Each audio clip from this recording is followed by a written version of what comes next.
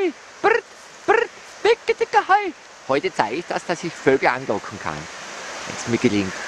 Brrt, brrt, dicke, dicke Hai, brrt, brrt. Jetzt kommen gleich die ganzen, wenn ich es rufe. Brrt, brrt, dicke, dicke Hai, brrt, brrt, dicke, dicke Hai, brrt, brrt, dicke, dicke Hai, brrt, brrt. Hopp, hopp, hopp, hopp, hopp, hopp, hopp, hopp, brrt, brrt, dicke, dicke Hai, brrt, brrt. Jetzt kommen sie. Heio, heio, brrr, busch, brrr, brrr, brrr, brrr, brrr, brrr.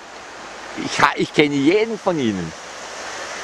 Ich brauche nur den Erzengel Gabriel, sage ich zu ihm, aber so den Raphael, da kommen alle, da habe ich alle dann. Das geht immer so. Ich habe alle Geschöpfe, wenn ich das möchte, immer kann ich in meine Nähe führen. Das ist schön.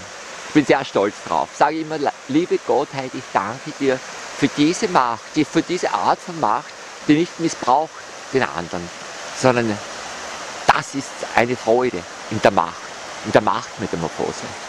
Danke, danke, danke.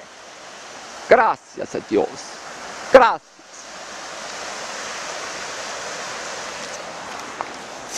So sieht man, Macht muss nicht gewalttätig sein, sondern Macht kann auch Freude bringen.